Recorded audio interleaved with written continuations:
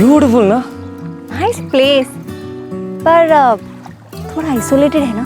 Isolated है, लेकिन यहाँ के टूरिस्ट पॉइंट्स अच्छे हैं। मैं जब सारंगी पर ट्रैकिंग करने के लिए आया था तब इस लेक पे आया था। और तुम्हें पता, तब से मेरा ये सपना था कि तुम्हें यहाँ जरूर लेके।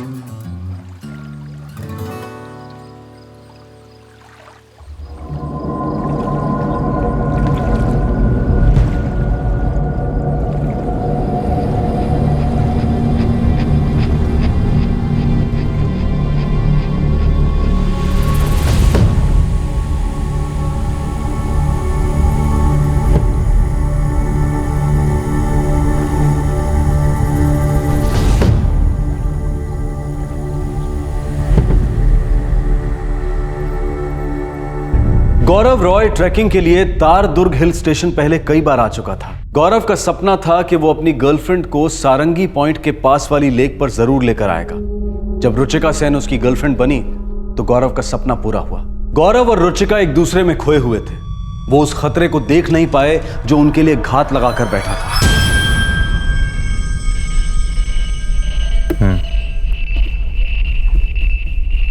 ठीक।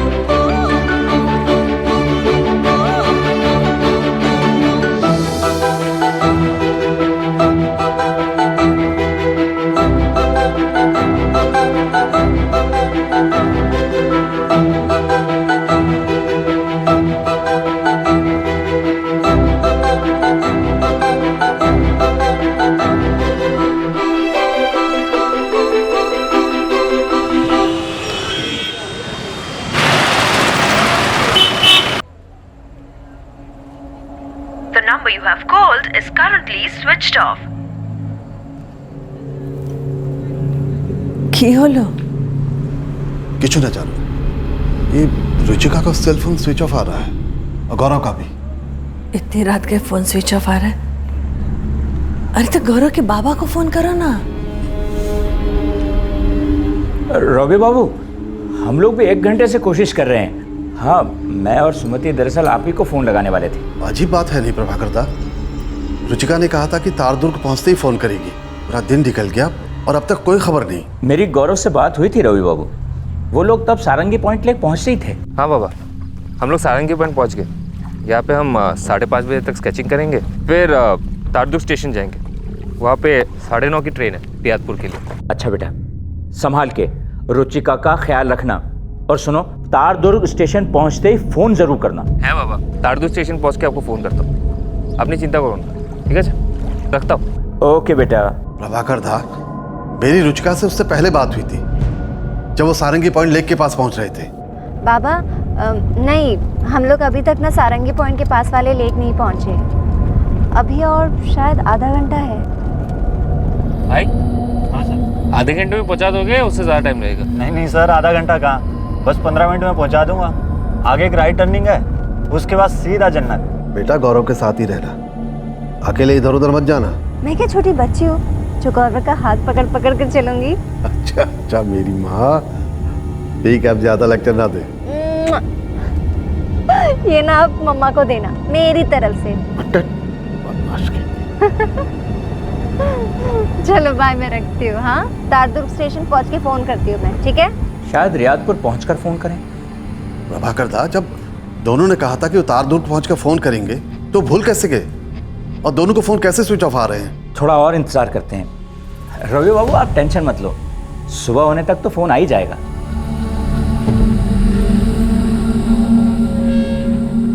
सुबह तक वेट करने को कह रहे हैं। गौरव और रुचिका दोनों का परिवार तारदुर्ग से कुछ 1500 किलोमीटर दूर पाकिरगढ़ सिटी में रात भर सोया नहीं। सुबह आई, दोपहर हुई, शाम आई, लेकिन उनके बच्चों की कोई खबर नहीं आई। गौरव और रुचिका के सेल फोन्स एकदम खामोश पड़ गए थे। तारदुर्ग से वो दोनों कहीं जाने वाले थे। हो सकता है कि लास्ट मिनट में कोई प्लान में बदलाव आ गया हो। अगर प्लान में कोई भी बदलाव आता तो मेरी बेटी रुचिका फोन जरूर करती। वो दिन में रोज 2 बार फोन करती है मुझे। गौरव मुझे फोन करता सर। हमें तो लगता है कि कोई सीरियस प्रॉब्लम हो गई, वरना ऐसा हो ही नहीं सकता कि वो हमें कांटेक्ट ना करे। आपने रियादपुर में उनके घर फोन किया था? जी किया था, 2-3 बार किया था। मकान वाली से बात हुई हमारी। जी लौटे नहीं अभी। ओ जी वहीं से आ रहा हूँ मैं, फ्लैट पे ताला लगा हुआ है। उनके पड़ोसी है ना भल्ला साहब, मेरी उनसे ही बात हुई है। वो कह रहे भी पहुंचे नहीं है वापस दोनों। देखिए रॉय बाबू और सेन बाबू, मैं यहाँ अभी एक डायरी एंट्री कर सकता हूँ। बाकी मिसिंग कंप्लेन तो सिर्फ रियादपुर में ही दर्ज हो सकती है, क्योंकि आपके बच्चे रहते तो वहीं है ना।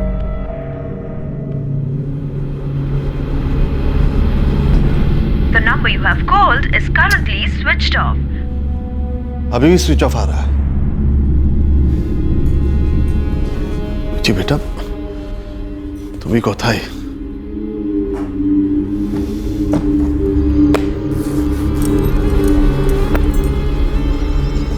सुनो जी, ऐसा कभी नहीं हुआ कि गौरव हम लोगों को फोन ना करे।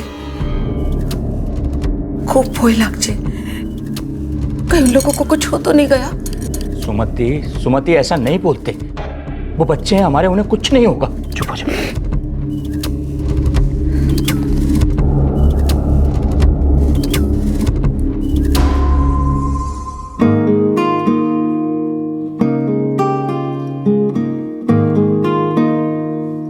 ये पेंटिंग तुम दुर्गा पूजा कंपटीशन में एंटर करने वाले हो?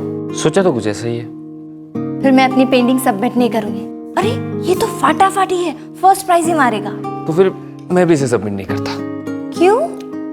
ये मैं अपने घर पे सजा कर रखूंगा। जब मेरी शादी होगी तब मैं इसे अपनी बीवी को गिफ्ट करूंगा as a wedding gift. Romantic, हाँ? ऐसी जो लड़की तुमसे शादी करेगी ना, वो तो बहुत लकी होगी। वैसे तुम करोगी?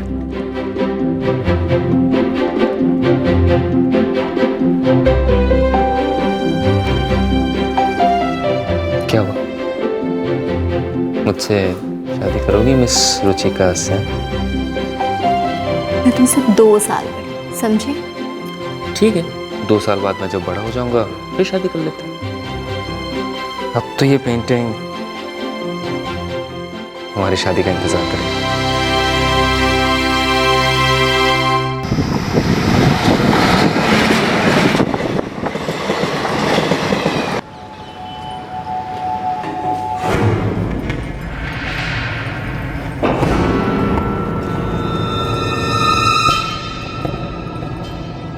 बैठिए। मिस्टर रॉय, मिस्टर सेन, हमें पाकिरगढ़ से आई डायरी एंट्रीज मिली है। सर हमने उनके यहाँ पलसूरी सेक्टर 3 में, जो कि एक किराए का मकान है, वहाँ चेक किया था। वो अभी तक नहीं लौटे। तारदुर्ग रियादपुर एक्सप्रेस ट्रेन की लास्ट 4 दिन की सभी ट्रेन लिस्ट छान मारी है। वो इनमें से किसी भी ट्रेन में नहीं थे। 4 दिन हो गए, हमारे बच्चों की कोई खबर नहीं है। हमें बहुत डर लग रहा सर। तारदुर्ग में जिस होटल में रुके थे वहाँ चेक किया? जी हाँ सर, मैंने कॉल किया था। 4 दिन पहले 16 अक्टूबर के सुबह चेकआउट कर गए। कह रहे थे सारंगी पॉइंट के पास वाले लेक पर जा रहे हैं, और रात में रियादपुर के लिए उनकी ट्रेन भी थी। उसके बाद दोबारा उनको नहीं देखा।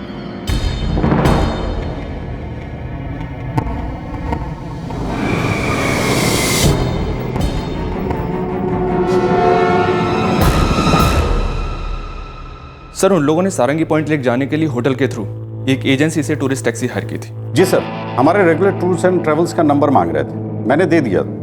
हो सकता है उनसे ही टैक्सी मंगाई हो। मैं एजेंसी के मैनेजर को बोलता हूं कि वो आपसे फोन पर बात कर ले।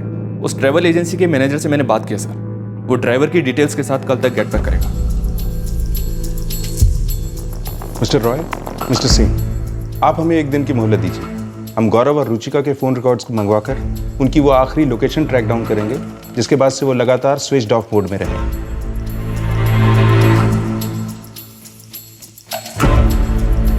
गौरव के पिता प्रभाकर रॉय और रुचिका के पिता रविंद्र सेन दोनों ने रियादपुर में अपना ठिकाना बना लिया। वो अपने बच्चों की खबर सुने बगैर रियादपुर छोड़ने वाले नहीं थे। 5 दिन हो चुके थे, लेकिन रुचिका और गौरव की कोई खबर नहीं थी। छठा दिन आया और अपने साथ एक खबर लेकर आया जिसने सबके होश उड़ा दिए।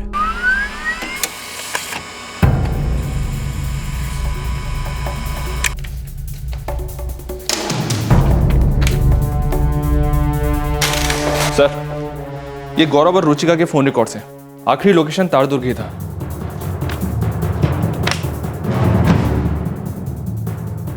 समझो वो अभी तारदुर्ग में ही है। सोचा होगा कुछ दिन और रुक लेते हैं, कुछ जगह और देख लेते हैं, लेकिन फोन स्विच ऑफ क्यों करेंगे? सर, तारदुर्ग पुलिस ने टूरिस्ट टैक्सी के ड्राइवर को ट्रैक कर लिया है। हाँ साहब, मैं ड्राइवर विजय खत्री बोल रहा हूँ साहब। क्या बात हुई साहब? कोरावल पुलिस स्टेशन आ जाओ। आ जाता हूँ साहब, पर आप बुला क्यों रहे हैं साहब? तेरे घर आके बताऊं तुझे क्यों बुला रहे हैं? गाड़ी भिजवाऊं तेरे लिए? नहीं साहब, ऐसी तो कोई बात नहीं है साहब। दरअसल ना बात ऐसी है ना वैसी है विजय खत्री, सीरियस मामला है, फटाफट आ जा। ठीक है साहब, बस मैं पहुंचा समझो साहब। विजय खत्री, 16 अक्टूबर को तुमने होटल शिखर रत्न से गौरव रॉय और रुचिका सेन को पिकअप किया था। एक जवान कपल था। हाँ साहब, किया ना।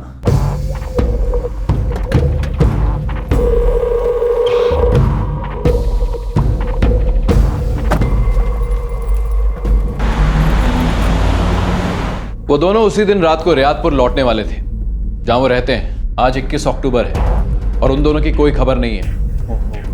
क्या हुआ उन्हें साहब? तुम्हारे साथ थे दोनों, तुम ही बताओ क्या हुआ उनके साथ। साहब, मैं तो उन्हें सिर्फ सारंगी पॉइंट तक ले गया था और फिर शाम को तारदुर्ग स्टेशन छोड़ाया। अरे भाई जल्दी करो यार, लेट हो रहा है, 9:30 की ट्रेन है। वो तारदुर्ग रियादपुर एक्सप्रेस सर? हाँ। ओके सर, बैठिए।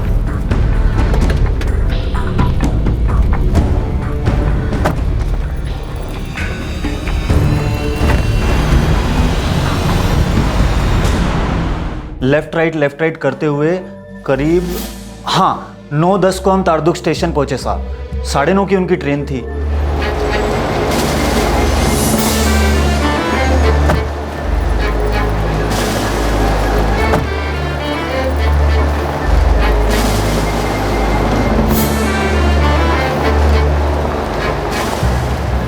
उसके बाद साहब उन्होंने ट्रेन ली कि नहीं ली या कहीं और चले गए, कैसे गए, क्यों गए, मुझे कैसे पता साहब? उन दोनों को उसी रात रियादपुर पहुंचना था, पर ऐसा हुआ नहीं। क्यों? एक तो सच में मुझे ये समझ नहीं आ रहा कि आप मुझसे ये सब कुछ क्यों पूछ रहे हैं। देखो साहब, मैं टैक्सी चलाता हूँ, रोज़ या नए टूरिस्ट आते हैं, हम उन्हें जो डील होती है उस हिसाब से घुमाते हैं, फलानी जगह से फलानी जगह ले जाते हैं, बस। इसके अलावा हमारा उन लोगों से कोई लेना देना नहीं होता साहब। जवान लड़का लड़की थे साहब, ऊपर वाले से यही दुआ करता हूँ कि जो भी मामला हो ठीक से सुलझ जाए।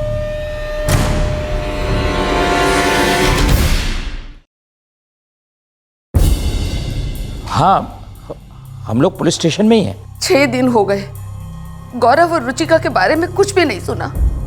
ये पुलिस वाले कर क्या रहे हैं? ना ना, ये तो असंभव। ऐसा हो ही नहीं सकता कि वो दोनों कहीं घूम फिर रहे हैं और 6 दिनों से अपने माँ बाबा को फोन तक नहीं किया। मिस्टर सेन, मिस्टर रॉय, करता हूँ। आप लोग अंदर आइए प्लीज। चारू, मैं तुमसे बाद में बात करता हूँ। इंस्पेक्टर साहब ने अंदर बुलाया, शायद कोई खबर है। रियादपुर पुलिस ने टूरिस्ट टैक्सी ड्राइवर से बातचीत की और उसने बताया कि वो उन्हें सारंगी पॉइंट लेक से तारदुर्ग रेलवे स्टेशन ले गया था और वो वहाँ टाइम पर पहुँचे थे। गाड़ी छूटने का सवाल ही नहीं उठता है। लेकिन मेरा आप लोगों से एक सवाल है, क्या गौरव और रुचिका ने जानबूझकर ट्रेन छोड़ दी होगी? क्या मतलब क्या है आपका?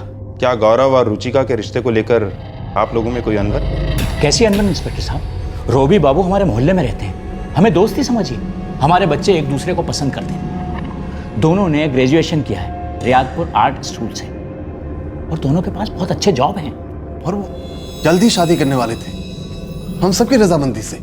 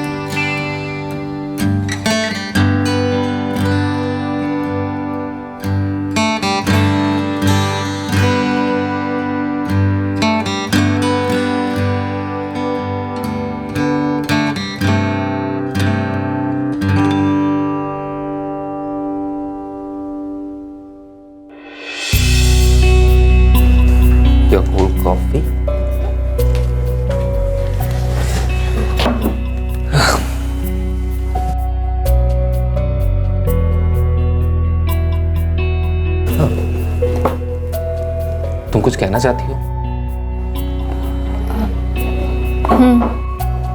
तो कहती क्यों नहीं? एक्चुअली मैं सोच रही थी कि कुछ कहूँ या कुछ पूछूं। कहो। नहीं, एक्चुअली पूछती हूँ। अच्छा वाह, पूछो। तुम्हें याद है वो पेंटिंग जो तुमने उस लड़की के लिए बनाया था जिसके साथ तुम शादी करने वाले हो? हाँ, है एक लड़की, रुचिका सेन है उसका नाम। एकदम फाटाफाटी लड़की है। तो तुमने उसे शादी के लिए प्रपोज किया? क्या जवाब दिया उसने? क्या है ना, मैं उस लड़की को दिल से प्यार करता हूँ। अगर वो शादी के लिए इनकार भी कर दे तो वो पेंटिंग उसके लिए हमेशा इंतजार करेगा। तो जाके कह दो उस पेंटिंग से और इंतजार ना करे।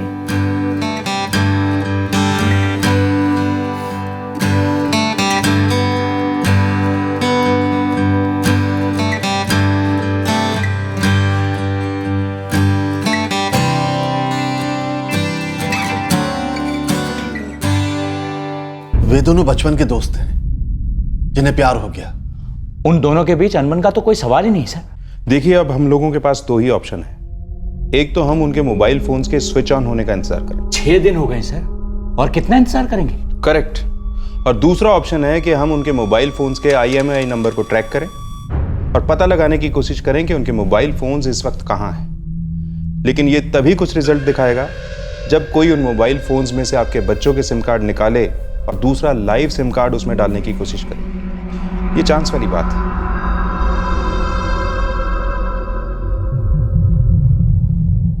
जब किसी के बच्चे गायब हो जाएं, तो चांस का हर तिनका मायने रखता है। रॉय और सेन परिवार चांस के इस तिनके को ऐसे पकड़े हुए थे जैसे कोई मझधार में लकड़ी के टुकड़े को पकड़ता है। एक ही तरीका था उनके लिए ये जानने का कि आखिर उनके बच्चों के साथ हुआ क्या है। अगर उनके बच्चों के फोन्स कोई तीसरा इस्तेमाल कर रहा है तो क्या मतलब बनता है इसका?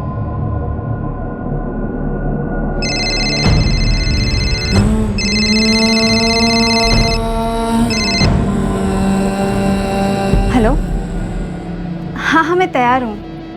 10 मिनट में क्लॉक टावर पर पहुँच जाऊँगी। हाँ ठीक, बाय।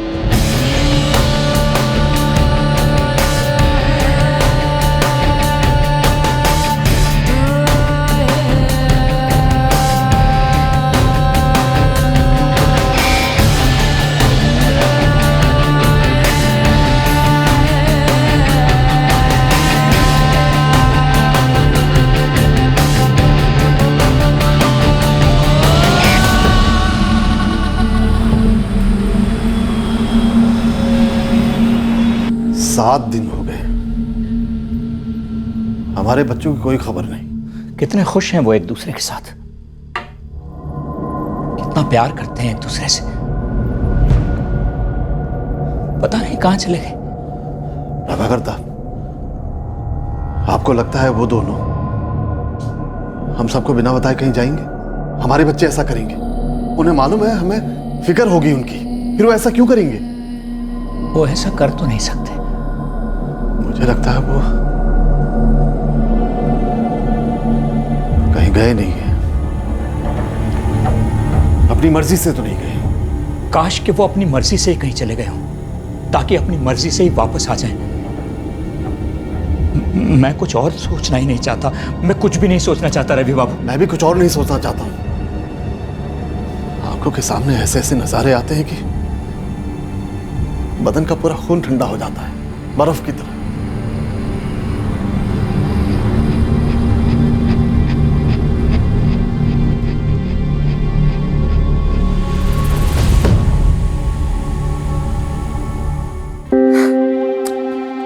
ये की माँ अभी से अब रोना चालू कर दिया। मुझे बहुत चिंता हो रही है। तुम वहाँ इतने दूर रियादपुर में क्या करोगे, कैसे करोगे? माँ, वहाँ रुचिका रहती है ना, वो भी मेरी तरह फाइनेंस ग्रेजुएट है और उसे वहाँ नौकरी मिल गई, मुझे भी मिल जाएगी। हम सोच रहे हैं शादी के बाद वही सेटल हो जाए और उसके बाद अगर यहाँ पार्क क्लियर में हमें अच्छा जॉब मिला तो यहाँ वापस लौट आएंगे। मैं माँ दुर्गा से प्रार्थना करूंगी कि तुम दोनों को नौकरियां यही मिल जाए, हम लोग आसपास ही रहें। मेरी माँ, आजकल मोबाइल और इंटरनेट का जमाना है, हम लोग 24 घंटे कनेक्टेड रह सकते हैं। और आजकल जहाँ नौकरी वहाँ घर, करियर ऐसी बनती है ना माँ। बेटा, मैं तो यही चाहती हूँ ना कि तू जहाँ रहे खुश रहे, अच्छे से रहे, तुम दोनों को किसी की नजर ना लगे।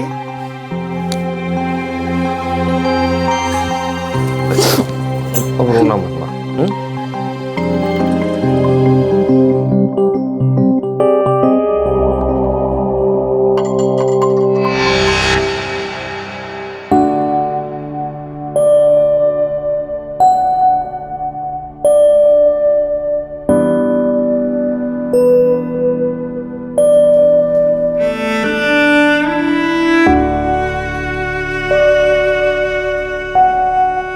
दिखाओ, अभी नहीं, बाद में। दिखाओ ना, दिखाओ ना। नाइस। अब ये अभी देखने की क्या जरूरत है? क्यों? ये तो देखे हो ना तुम। नहीं, मैंने नहीं देखा है, ये तुम्हारा न्यू बुक है। चोरी पकड़ी जाएगी हस्ती। हाँ?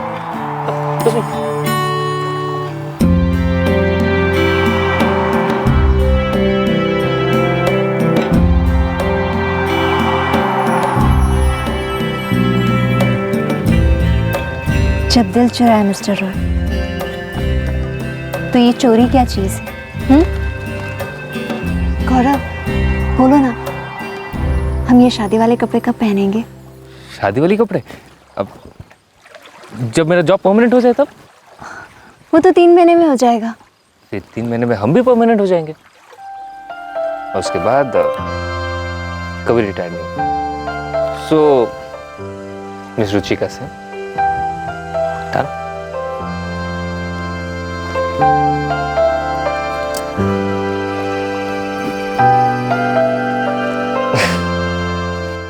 ओके ओके ओके, नंबर बताओ। 444567847। ओके,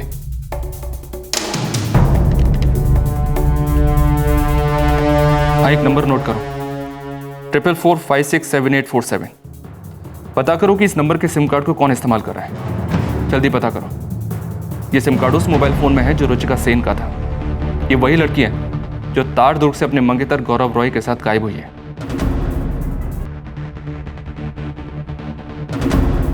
8 दिन हो गए थे, गौरव और रुचिका की कोई खबर नहीं थी।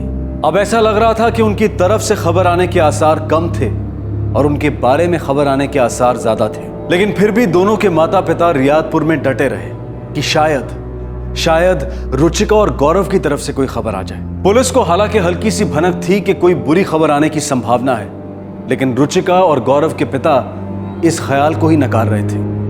विवेक पर ममता हावी हो रही थी।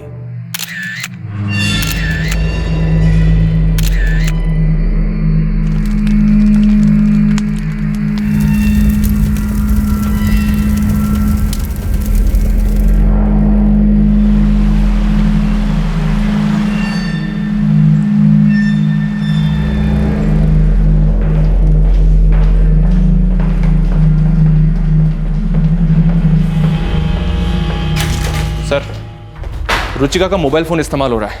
नंबर है 444567847 और ये नंबर किसी मनीषा राणा के नाम पर है।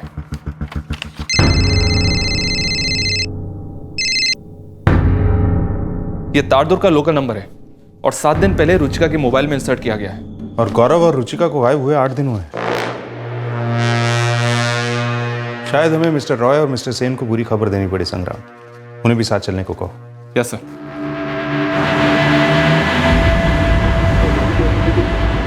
ये मनीषा राणा कौन है? हमें अभी तक पता नहीं है मिस्टर सिंह। अजीब बात है, हमारी बेटी रुचिका का फोन कोई और इस्तेमाल कर रहा है। वही तो।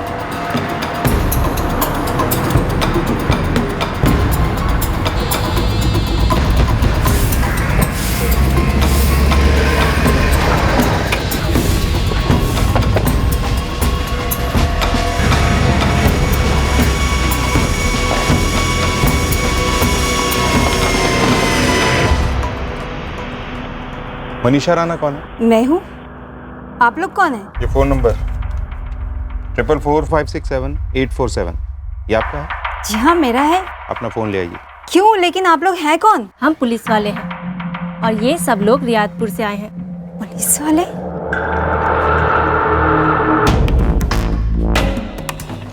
ये फ़ोन आपको कहाँ से मिला? तोहफे में मिला है। 8 दिन पहले मिला था ये तोहफा। सर कुछ नहीं मिला। साहब, आप बताएंगे भी कि आपके लोग ढूंढ क्या रहे हैं? ये तोहफा आपको किसने दिया? मेरे छोटे भाई ने दिया था पिछले हफ्ते मेरे बर्थडे पे। क्या करता है? टूरिस्ट टैक्सी चलाता है। विजय नाम है ना? विजय खत्री। मेरी बात ध्यान से, बड़े ध्यान से सुनिए मनीषा जी। ये फोन हम लेके जा रहे हैं, ठीक है? अगर ये बात आपने अपने छोटे भाई को बताई कि हम यहाँ आए थे, तलाशी ली, पूछताछ की, ये फोन अपने साथ ले गए, तो मैं आपसे वादा करता हूँ मनीषा राणा जी, आप जिंदगी भर पछताएंगी। लेकिन ऐसा हुआ क्या है? कोशिश आप बहुत अच्छी कर रही हैं अनजान बनने की, लेकिन आपके चेहरे का मुखौटा बता रहा है कि आप काफी कुछ जानती हैं। विजय खत्री को फोन लगाओ। Yes sir. साहब, मुझे सच में नहीं पता कि विजय ने क्या किया है। वो हमें भी नहीं पता है, लेकिन हम दोनों को पता है कि ये फोन किसी और का है, जो विजय ने आपको दिया है। और ये मामला सिर्फ चोरी का नहीं है, जो भी है विजय हमें बताएगा, लेकिन तब तक आप किसी को कुछ नहीं बताएंगी। सर विजय का फोन स्विच ऑफ है। मतलब हम सही जा रहे हैं।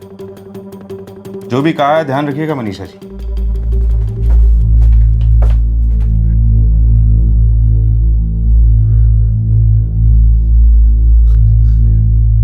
ये फोन मेरी बेटी का है।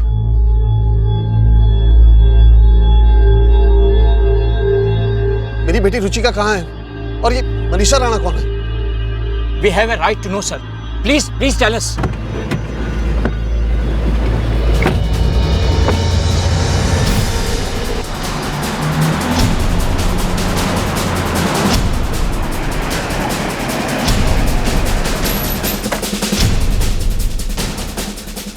सर देखिए, हम भी आपके साथ चलेंगे। आप लोग हमें कुछ बताते ही नहीं। आप लोग प्लीज यहीं पे वेट कीजिए, हम आपको बताते हैं।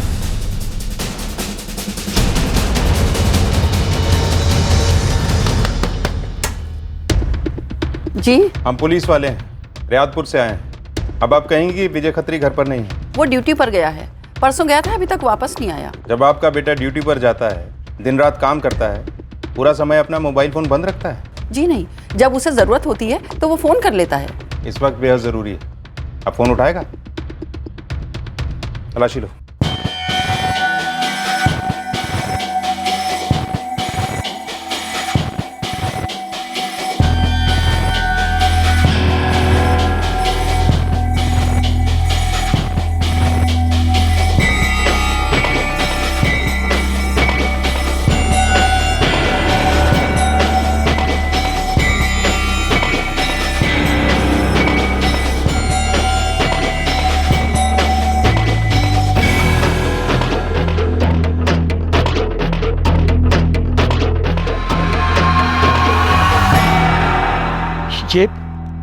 ये मेरे गौरव का स्केच है। और ये मेरी बेटी रुचिका, ये उसका बैग है। ये मेरे बेटे गौरव का बैग है और उसी का लैपटॉप है। ग्रेजुएशन के बाद मैंने उसे गिफ्ट किया था 6 महीने पहले। सर अब तो बताइए ना, हमारे बच्चे कहाँ हैं? सर कुछ तो बोलिए। कुछ हो गया है उन्हें? हाँ, आप बोलते क्यों नहीं? देखिए, आपको मेरी कसम, सच बताइए। मुझे भी आना है वहां। हाँ, मुझे आना है वहां। ऐसे कैसे उनकी चीजें किसी और के घर में मिल सकती है? आप मुझसे कुछ छुपा रहे हैं ना? हाँ, आपकी आवाज क्यों कांप रही है? बोलिए ना, क्या हुआ हमारे बच्चों को?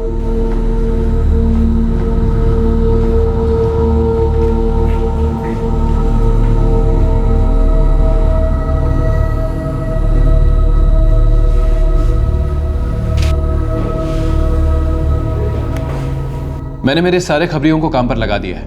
विजय खत्री ज्यादा दूर नहीं भाग पाएगा। वो आपके हाथों में था, यहाँ इसी थाने में। हाँ, तब हमने सोचा नहीं था कि वो इन सब के पीछे होगा। यहाँ रोज रोज तो ऐसा होता नहीं है। इसीलिए ये ज्यादा जरूरी था इंस्पेक्टर ने की। ड्राइवर विजय खत्री आखिरी आदमी था जिसके साथ वो लास्ट देखे गए थे। जरूरी था कि आप उसके घर की तलाशी लेते। तब सिर्फ 5 दिन हुए थे उन्हें गायब हुए। ये सारी चीजें तभी मिल जाती, खत्री लॉकअप में होता और सारे सवालों के जवाब दे रहा होता। विजय खत्री लॉकअप में होगा, बहुत जल्द होगा इंस्पेक्टर, और सारे सवालों के जवाब हम उसके हलक से कुरेद कुरेद कर निकालेंगे। तारदुर्ग हिल स्टेशन पर छाई मायूसी और निराशा की धुंध अब खुल गई थी और एक कड़वे सच का चेहरा सामने आ गया था। एक ऐसा सच जो दुनिया के कोई भी माँ बाप न कभी सुनना चाहते हैं न देखना। मुजरिम का चेहरा भी काफी स्पष्ट था। विजय खत्री, टूरिस्ट टैक्सी का ड्राइवर जो इस जोड़े को सारंगी पॉइंट के पास वाली लेक पर ले गया था। अब यह जानना जरूरी था कि वहां ले जाने के बाद एग्जैक्टली हुआ क्या। इसका जवाब सिर्फ विजय खत्री दे सकता था।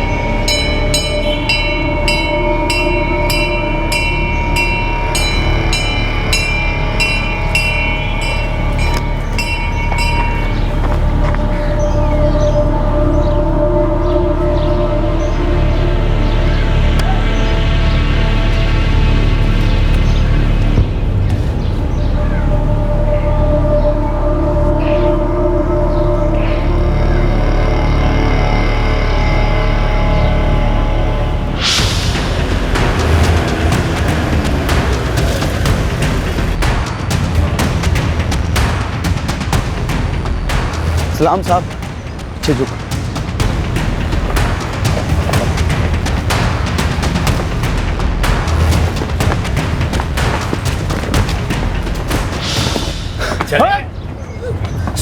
चलो इसे, चलो। चल।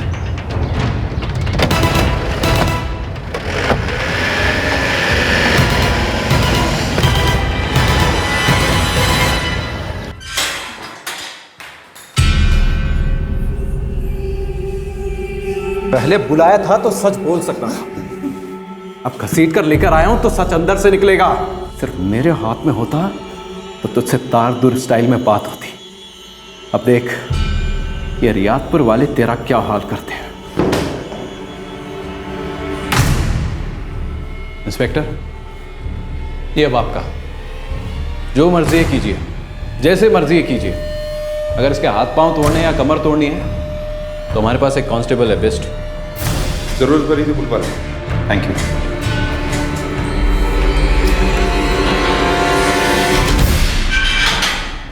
रुचिका का फोन तुमने अपनी बहन मनीषा को तोहफे में दिया था? साहब मुझे नहीं मालूम था वो फोन किसका था साहब। मुझे तो कार की पीछे वाली सीट से मिला साहब। मैंने बहन को गिफ्ट कर दिया। गलती होगी साहब। सिर्फ फोन ही मिला था पीछे वाली सीट पर? हाँ हाँ साहब, मेरी माँ की कसम साहब, सिर्फ फोन था। सच? जी।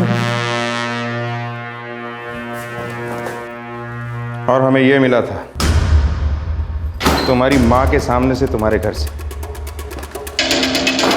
और ये मिला था। ये कहां से आया विजय खत्री? कहां से आया? कार के सामने की सीट से, डिग्गी से? अब बोल भी। मैंने कुछ नहीं किया सर। कुछ नहीं किया तो रो क्यों रहे? वैसे अभी तक हमने भी कुछ नहीं किया तुम्हारे साथ, लेकिन अब करेंगे रियादपुरी स्टाइल।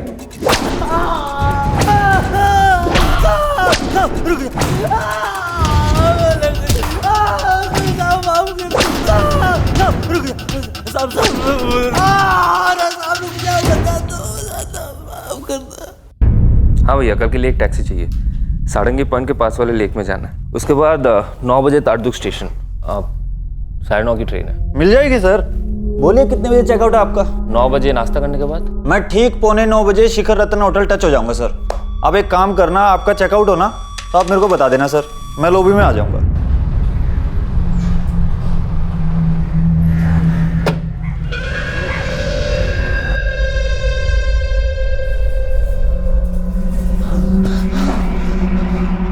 पहले से प्लान बना लिया था तूने? कोई प्लान नहीं था साहब, मैंने तो उन्हें देखा भी नहीं था साहब। फिर प्लान कब बनाया? उन्हें देखने के बाद? ऐसा क्या दिखाई दिया था उनमें?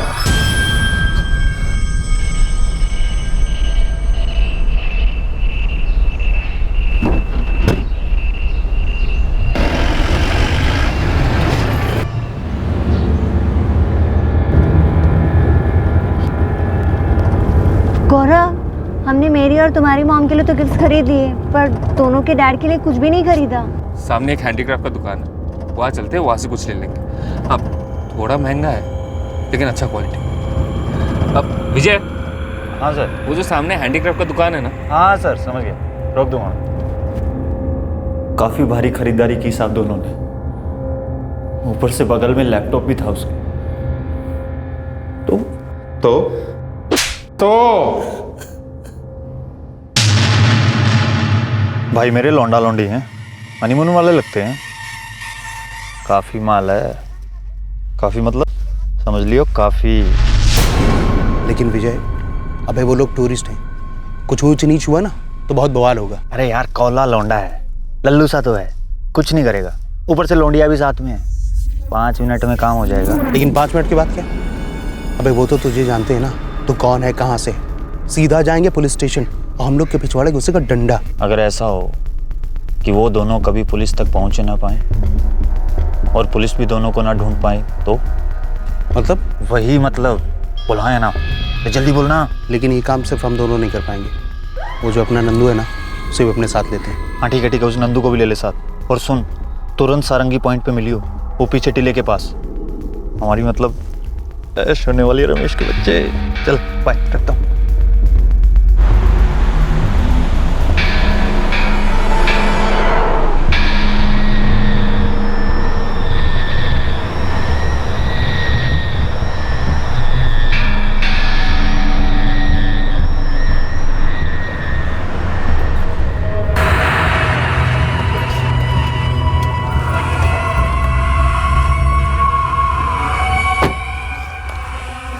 मस्त है ना? ये लीजिए सर, आ गया आपका पॉइंट। आप लोग एंजॉय कीजिए सर। सर मुझे एक ना छोटा सा काम है 1 घंटे का, मैं निपटा के आ सकता हूँ सर, प्लीज़ सर। वैसे भी आप लोगों को यहाँ कम से कम 1 घंटा तो लगेगा ही सर। मैं आपका सामान भी यहीं उतार देता हूँ। हाँ हाँ उतार दो। वैसे भी मेरा बस चले तो मैं ज़िंदगी भर ही रुक जाऊँ। ठीक है तुम हो आओ, लेकिन 9:30 की ट्रेन है हमारी, तो वक्त से हमें पहुँचा देना। उसकी तो आप लोग फिक्र ही मत कीजिए सर, आप लोगों को पहुँचाना हमारी ड्यूटी है सर। 5:30 बजे तक आ जाना वापस, लेट मत करना। सवाल ही पैदा नहीं होता सर, बस यूँ गया यूँ आया। अच्छा वो सामान? हाँ मैं उतारता हूँ, बस थोड़ी हेल्प कर दीजिए सर। सामान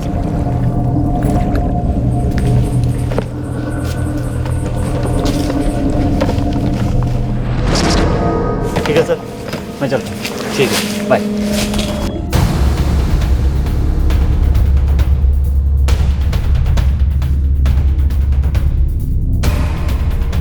कब आ रहा है? अरे बोला तो आने के लिए भी, पता नहीं कब आए। ना टाइम हो।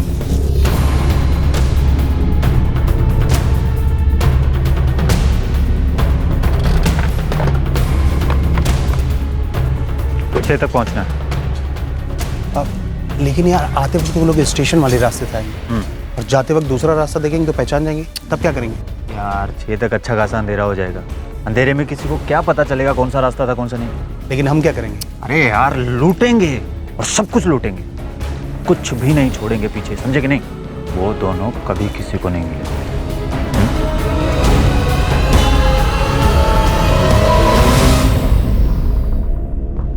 टूरिस्ट टैक्सी ड्राइवर विजय खत्री ने अपने 2 दोस्तों को भी इस प्लान में शामिल कर लिया। विजय खत्री ये समझ रहा था कि गौरव रॉय और रुचिका सेन बहुत अमीर हैं और अपने साथ काफी कैश लेकर तारदुर्ग आए हैं। उसने ये मान लिया था कि उनके पास से उसे काफी पैसा मिल जाएगा।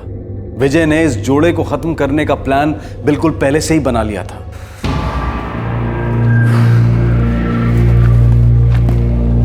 कोई दिखाई भी नहीं दे रहा, भी नहीं ले सकते।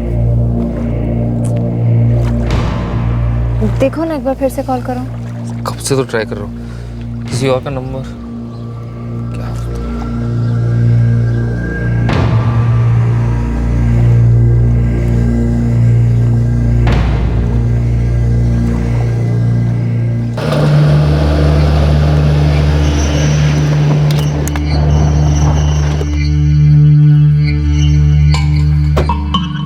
हद करते हो यार, 1 घंटे में आने वाले थे। बहुत बहुत गलती होगी सर, वो गाड़ी खराब हो गई तो बनाने में टाइम लग गया सर, ऊपर से फोन की बैटरी भी डाउन होगी सर, आपको कॉल ही नहीं कर पाया। करो यार, बहुत लेट हो रहा है।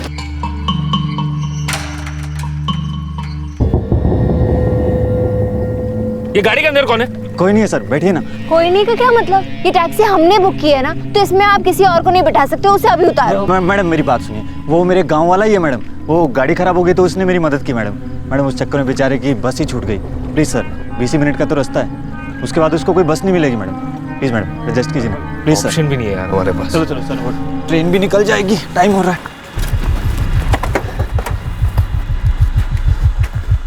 अब जल्दी करो यार। आ गया सर।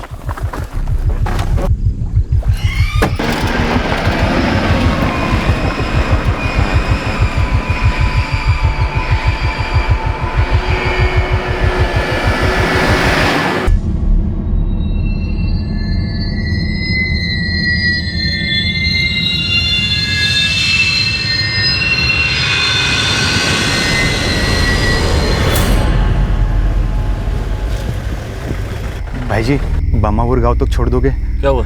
1 घंटे से खड़ा हूँ, अभी तक बस नहीं आई। घर पर बच्चे बीमार है, भाई बहुत मेहरबानी होगी आपकी। साहब कुछ ज्यादा नहीं हो रहा है? अगर हमें सबको बिठा बिठा के लेके जाना होता तो हम लोग टैक्सी क्यों करते? बस में चले जाते ना। सर पुराना मानो एक बात बोलूँ सर, पर कभी इस इलाके की बसों में बैठोगे ना आप, तो आपको समझ आ जाएगा कैसी है यहाँ की बसें। अरे हमें तुम्हारी लेक्चर नहीं सुननी, हमें स्टेशन पहुंचना है, जल्दी चलो यहाँ से। लेक्चर वाली कोई बात नहीं थी मैडम। देखो मैडम, आप लोग तो पढ़े लिखे हो, इतने समझदार हो, अच्छी अच्छी बातें जानते हो। सच में इस इलाके की बहुत हालत खराब है। हम टैक्सी वाले जितने भी हैं ना, इन गांव वालों की खूब मदद करते हैं, पूरे गांव वाले भी हमारी खूब मदद करते हैं। क्यों भाई? हाँ हाँ। सब तरस खा लो ना बेचारे पे, बेटी बीमार है, कहीं कुछ हो गया, और ये बमावर गाँव तो पास में ही है, छोड़ देंगे ना साहब? अच्छा ठीक है, लेकिन इसके बाद गाड़ी कहीं नहीं रुकनी है। हाँ हाँ पक्का। ओए बैठ, चल चल, आराम से बैठियो। हाँ सामान है संभाल के। हाँ सब।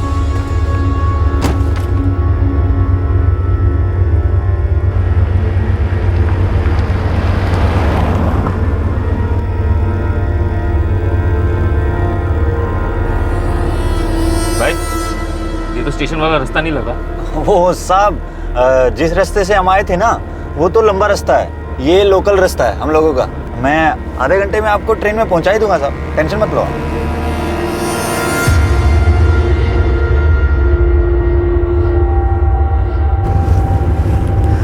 गौरव, ये जो पीछे 2 लोग हैं ना, ये लोग मुझे घूर रहे हैं और पीछे से शराब की बदबू भी आ रही है।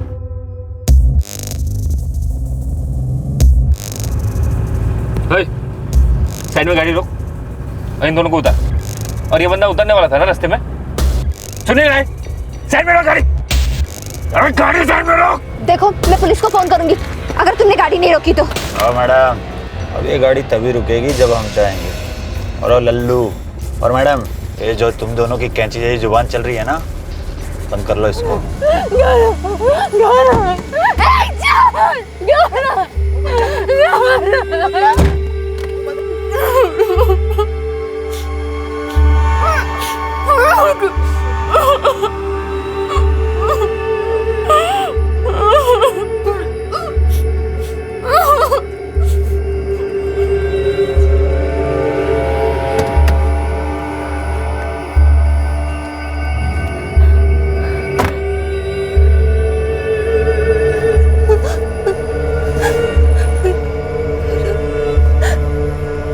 उठो ना। क्यों? तुम लोग नहीं मनाओगे सुहाग रात है? बहुत टाइम हो गया, खत्म करना होगा उसको।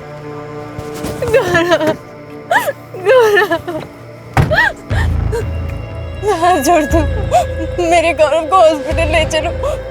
मैं तुम्हें और पैसे दूंगी और पुलिस को भी कुछ नहीं कहूंगी। मैडम अब मर चुका है, अब तो भगवान भी कुछ नहीं कर सकता। वो मरा नहीं है। मर गया मैडम, वो नहीं मरा है वो। गौरव को कुछ नहीं हुआ।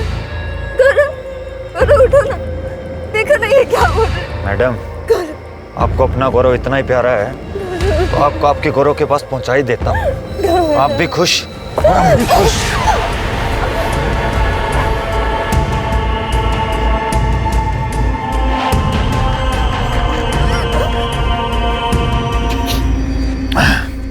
9:30 से पहले पहुंचाना था दोनों को।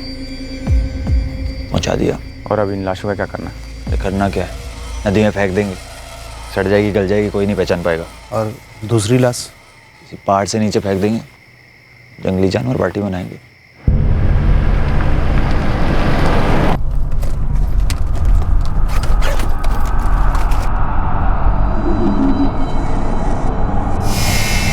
कितने हैं? 25। क्या है बे, इतना सब कुछ किया, इतना जोखिम उठाया और ये हाथ लग गया। रमेश तू बुलाया मेरे को? अबे मुझे क्या पता था कंगाल पार्टी है। ये विजय तू तो बोला था बहुत मालदार पार्टी है। अरे बोल ना किधर है माल? अरे यार मुझे क्या पता था, नहीं खरीदारी कर रहे थे, मुझे लगा अमीर पार्टी होगी।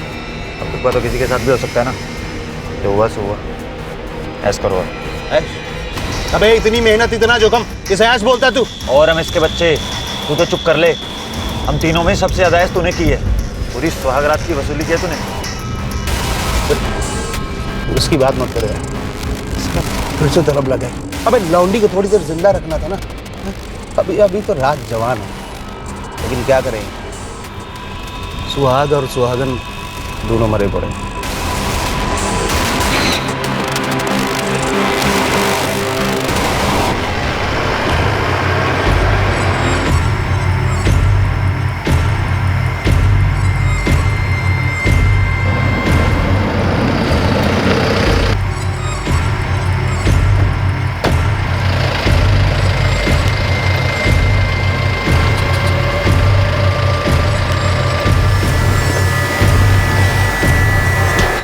लैपटॉप, एक मोबाइल फोन और चंद हजार रुपयों के लिए तुमने एक मासूम जोड़े की जान ले ली। सोच समझकर प्लान बना। बहुत बड़ी गलती हो गई साहब। मालदार होते तो कोई फायदा तो होता साहब। मानता हूं फालतू में मार दिया मैंने दोनों को, पर साहब जो हो गया सो हो गया। सब सच में लगा था कि तगड़ा पैसा होगा दोनों के पास, पर नहीं। क्या करता।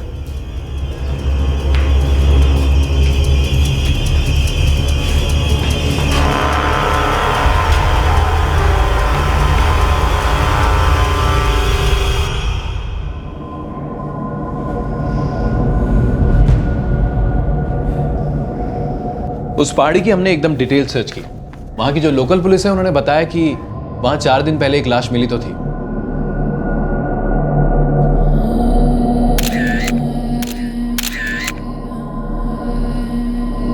ये उस लाश की फोटो है।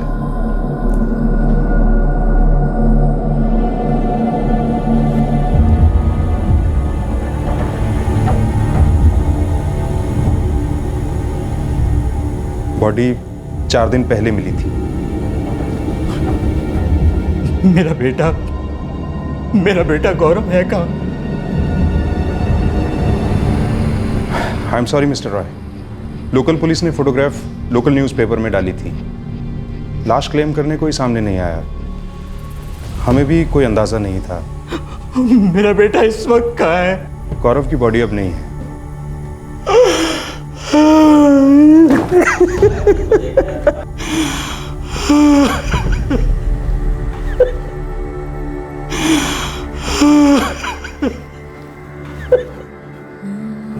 रुचिका, मेरी बेटी रुचिका।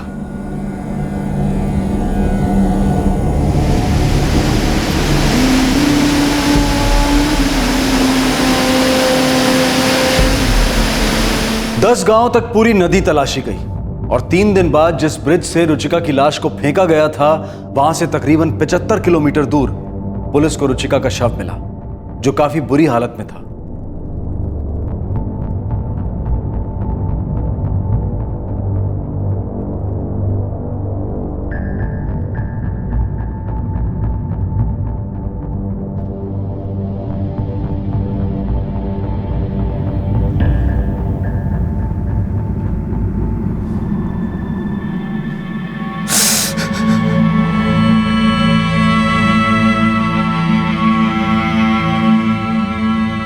मिस्टर सेन, बॉडी की हालत काफ़ी ख़राब है। इसे यहाँ से 1500 किलोमीटर दूर पाकिरगढ़ भेजना मुश्किल होगा। मेरा सुझाव है कि आप रुचिका की माँ को यहीं बुलाकर यहीं संस्कार कर दें प्लीज़।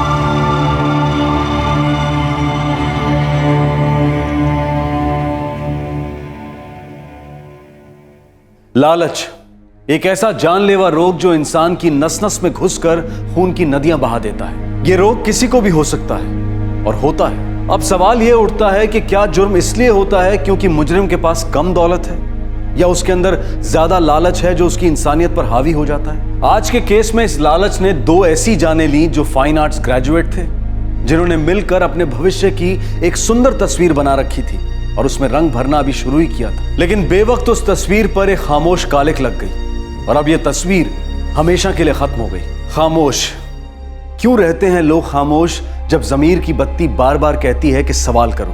विजय ने अपनी बहन मनीषा को एक कीमती सेलफोन गिफ्ट किया। मनीषा जानती थी कि उसका भाई इतना नहीं कमाता, लेकिन फिर भी उसने खामोशी बनाए रखी, सवाल नहीं किया। जब तक सही और गलत का तर्क शोर नहीं मचाता तब तक जमीर के खंबे मजबूत कैसे होंगे। दूसरी ओर इस केस ने हमारे पुलिस सिस्टम की एक कमजोर कड़ी पर भी रोशनी डाली। जिस पुलिस स्टेशन को गौरव की बॉडी मिली, उस पुलिस स्टेशन ने राज्य के बाकी स्टेशंस में उस बॉडी के फोटोग्राफ्स और डिटेल्स नहीं भेजे।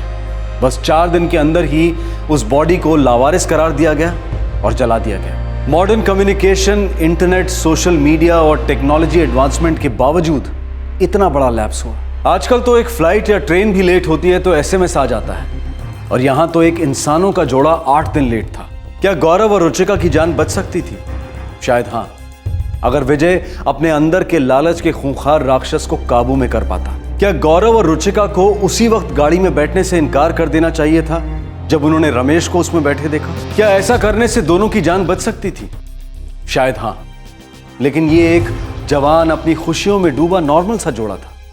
उन्होंने कभी सपने में भी नहीं सोचा था कि उनके साथ ऐसा कुछ होगा जो उन्होंने सिर्फ फिल्मों में देखा था। किसी के लिए भी ये जान पाना बहुत मुश्किल है कि सामने वाले के दिमाग में क्या हैवानियत पल रही है। इसीलिए हम सब के लिए ये बहुत जरूरी हो जाता है कि हम सतर्क रहें। आपसे फिर मुलाकात होगी क्राइम पेट्रोल सतर्क में एक और नए केस के साथ। तब तक अपना ख्याल रखें, सुरक्षित रहें और याद रखें, सही वक्त, सही कदम, सतर्क रहें। जय हिंद। इस तरह के और भी एपिसोड देखने के लिए हमारे चैनल को सब्सक्राइब करें और बेल आइकन दबाना ना भूलें।